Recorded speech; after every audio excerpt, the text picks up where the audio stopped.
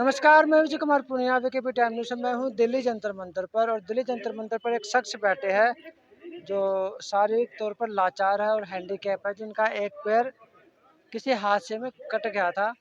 तो न्याय लेने के लिए, कंपनसेशन लेने के लिए छत्तीसगढ़ से लेकर दिल्ली दरबार तक हाजिरी लगा चुके हैं और आज मजबूर होकर दिल्ली जंतर मंतर पर बैठे हैं और साथ में एक पैम्पलेट पे जिसमें लिखा है भारत सरकार न्याय दो या इच्छा मृत्यु दो। ये इच्छा मृत्यु भी मांग रही है। इच्छा मृत्यु कभी किसी को मिलती नहीं है क्योंकि कानून के अंदर ये प्रावधान नहीं है। तो जानने की कोशिश करते हैं, इनसे पूछते हैं, क्या क्या नाम है आपका? मेरा नाम अशोक कुमार साहू। कहाँ से आए हो? हम छत्तीसगढ़ से आए सर। क्या मैटर है आपका साथ? मैटर ये है कि एक्सीडेंट के बाद से हमारा जो भी चीज़ें पैर कटा हुआ है, डॉक्टर द्वारा इलाज के दौरान काट दिया गया। लेकिन इसके बाद से जो हमारे साथ अन्याय किया गया है लोगों द्वारा, संस्थाओं द्वारा और विभाग के द्वारा, वो सब परेशानी का सबक बना हुआ है। क्योंकि कहीं न कहीं हमको जो न्याय मिलना चाहिए, किसी भी चीज़ का हमको दुर्घटना से लेकर के बीमा का योजना नहीं मिला, और भी बीमा का पैसा जो मिलना था उसके लिए हमको एक और हाथ पर कटने की बात बोलते हैं। तो इससे हम बहुत आहत हैं। कौन कह रहा है हाथ पैर कटवाने के लिए दोबारा?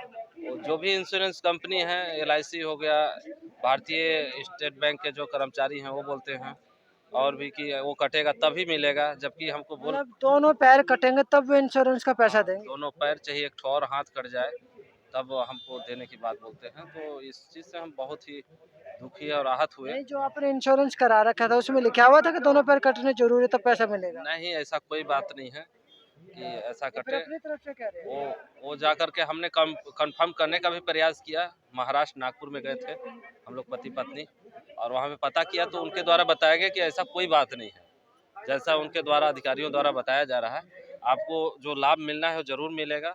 क्योंकि अभी तक उनके द्वारा आवेदन भेजा ही नहीं गया, बोला गया इंश्योरेंस कंपनी द्वारा। आगे भेजेंगे। हाँ, भेजा नहीं गया। और कुछ कागज़ें हमारा जो भेजा गया था डाक द्वारा उनको दिखाया जा रहा था। तो हमने उनसे सवाल किया कि भाई, जब आपके पास पूरा कागज़ नहीं आया है, तो आपको फिर रिप्लाई भेजना चाहिए कि ये कमी है। हमारे द्वारा तो 3-4 बार से वहाँ जमा किया गया कि जो कमी है जमा करवाते गए बैंक से, और हमने जमा किया है एलबीएम मैनेजर के माध्यम से। वहाँ पे कलेक्टर साहब जनदर्शन मंगलवार के दिन जमा करवाते रहे। तो फिर इच्छा मृत्यु किस चीज का मांग रहे हो आप? इच्छा मृत्यु सर, हम थक गए हैं पूरा न्याय मांगते मांगते। मेरी पत्नी बेचारी साथ दे रही है, पढ़ी लिखी है, तो हम दिव्यांग आदमी एक पैर से चल नहीं पाते हैं।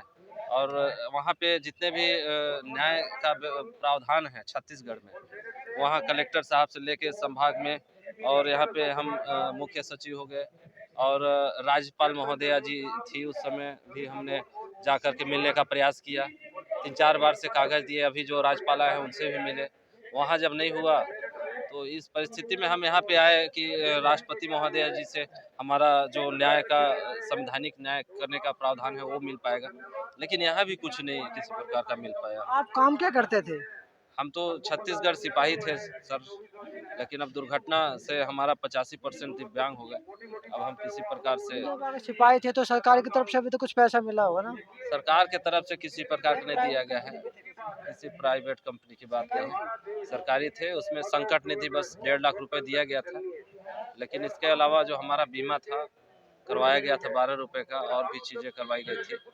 वो सब जमा करवाने के बाद इलाज का भी मेडिकल का मिलता है। 12 रुपए जो महीना होता है सरकार की तरफ से जो बीमा होता है उसकी बात कर रहे हो? हाँ, उसी की बात कर रहे हैं। उसको हमारे विभाग से करवाया गया था कि भाई, आपको कुछ घटना घटती है तो उस समय आपको पैसा मिलेगा, आपके परिवार को मिलेगा। और एलआईसी भी उसी समय हमारा विभाग में लगने के बाद किया गया था। तो एलआईसी से भी कुछ नहीं, जिस दिन हमारा एक्सीडेंट हुआ उसी के कुछ हफ्ता बाद उसको भी वो उन्होंने बंद कर दिया। तो कहीं न कहीं हमको आर्थिक रूप से भी, हम तो शरीर से दिव्यांग हो ही गए हैं, आर्थिक रूप से भी दिव्यांग और अपाहिज करने का प्रयास लोगों द्वारा किया गया। तो ये ज्ञापन भी आपने दिए हो राष्ट्रपति को, प्रधानमंत्री को, क्या है? अभी आज हम इस चीज़ के बारे में सोच रहे हैं, हम लिखे हैं, मांग करने का प्रयास कर रहे हैं कि अगर आज इनके द्वारा न्याय नहीं आश्वासन घोषणा किया जाता है तो हम इस चीज़ को मांग करेंगे उनसे कि हमको अगर न्याय नहीं दे रहे हैं, आप इतना दिन, महीना भर हुए यहाँ पे बैठे हो गया धरना प्रदर्शन में, और कई बार हमको यहाँ से थाना में जाना पड़ता है अनुमति के लिए, पैदल चलते हुए। कई बार कई गेटों से आने दिया जाता है, नहीं आने दिया जाता, फिर वहाँ जाते हैं अनुमति के लिए। तो परेशानी, हम पैदल चलते चलते ये भी पैर हमारा कहीं न कहीं डैमेज होने के कगार में है। और इसीलिए हम सोचते हैं कि अब ऐसी ज़िंदगी का क्या मतलब, जब एक दिव्यांग आदमी को इतना भटकना पड़ेगा न्याय के लिए, तो विकलांग से दिव्यांग दिवस का क्या मतलब है? हर साल मनाया जाता है। सरकार तो कभी किसी को इच्छा मृत्यु देती नहीं ना। हाँ, अगर मान लो किसी को मृत्यु दंड मिलता है तो उसको माफ़ ज़रूर कर देती है, तो सरकार इच्छा मृत्यु क्यों देगी? हाँ, सरकार इच्छा मृत्यु नहीं दे सकती तो इच्छा मृत्यु मत दे, लेकिन न्याय देने का तो प्रावधान है ना, न्याय तो न्याय दे दे सकती है। हमने तो न्याय ही पहले मांगा है, इसमें लिखा है कि ये 5 बिंदु में लिखा है हमने कि 5 बिंदु पर त्वरित कार्रवाई करें, या दिव्यांग परिवार की चाह है कि इच्छा मृत्यु दी जाए। तो पहले 5 बिंदुओं पे विचार किया जाए, इन जो 5 बिंदु है इसमें लिखा हुआ है, इस 5 बिंदुओं पे वो करें, इसके बाद ना हमने इच्छा मृत्यु की मांग कर रहे हैं। और अगर ये न्याय नहीं दिला सकती तब की बात है, वो इच्छा मृत्यु की बात है। आपने जहाँ-जहाँ भी लेटर डाले, कोई जवाब नहीं आया अभी तक, कुछ भी जवाब?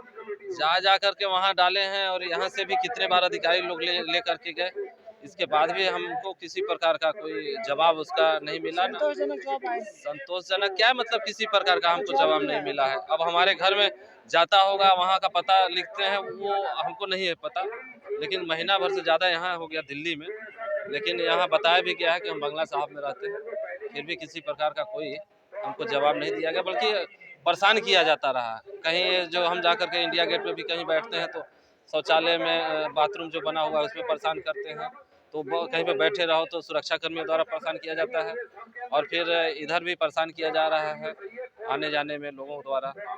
तो इस तरह से हम त्रस्त हो गए हैं न्याय मांगने के चक्कर में। नाम क्या? मेरा नाम अशोक साहू है। अशोक साहू नाम है इनका और ये छत्तीसगढ़ से आए हैं। काफ़ी परेशान हैं, ये पैरों से लाचार भी हो चुके हैं। सरकार इनकी सुन नहीं रही है। और झारखंड के थे ना, झारखंड छत्तीसगढ़ के सिपाही थे, लेकिन अब जो है नौकरी से भी हट चुके हैं और मांगे अभी पूरी हुई नहीं है। इतने थक चुके हैं कि इच्छा मृत्यु की इन्होंने मांग रख दी है राष्ट्रपति से, लेकिन राष्ट्रपति कभी इच्छा मृत्यु किसी को देते नहीं है। अगर किसी को मृत्यु दंड होता है वो माफ़ जरूर कर देते, वो तो उनके पास अधिकार होता है, वो तो कर सकती है, लेकिन इच्छा मृत्यु के लिए किसी को बोल नहीं सकती। तो जो भी शख्स इस वीडियो को देखे, मैं उनसे निवेदन करना चाहूँगा कि इनकी बात सुने, इनकी वीडियो को आगे भी बढ़ाए और कोई अगर इनकी मदद कर सकता है तो आके मदद करे। तो मैं Vijay Kumar Poonia, VKB time news से मुझे दीजिए इजाज़त। धन्यवाद। लेकिन जो परिस्थितियां वहाँ हैं वो अनुकूल परिस्थितियां नहीं है। उन परिस्थितियों पर भी एक समीक्षा करने की जरूरत है और उन पर चुनाव जम्मू कश्मीर में करवाए गए।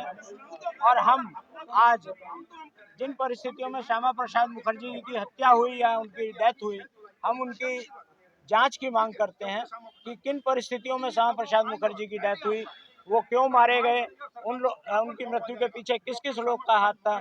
हमारे राष्ट्रीय अध्यक्ष डॉक्टर आचार्य भारत भूषण पांडे जी इसी प्रयास में प्रयासरत हैं। वो अभी फिलहाल बिहार के अंदर इसी तरह बलिदान दिवस के ऊपर कार्यक्रम आयोजित कर रहे हैं और हम सभी इस बात की मांग करते हैं और इस बात के प्रेरणा लेते हैं कि हम श्यामा प्रसाद मुखर्जी के उस वक्त बनाए गए सिद्धांतों पर अब भी चलने का प्रयास करेंगे और दिल्ली में और अखिल भारतीय स्तर पर हम अखिल भारतीय जनसंघ के नाम पर दोबारा से उन्हीं सिद्धांतों को प्रतिपादित करने का प्रयास करेंगे, जिन प्रयासों को श्यामा प्रसाद मुखर्जी, डॉक्टर प्रोफेसर बलराज मधोपाध्याय ने कार्य किया, दीनदयाल उपाध्याय जी ने कार्य किया, हम उन पर अंत्योदय पर कार्य करेंगे। धन्यवाद बहुत बहुत। जय हिंद, जय भारत।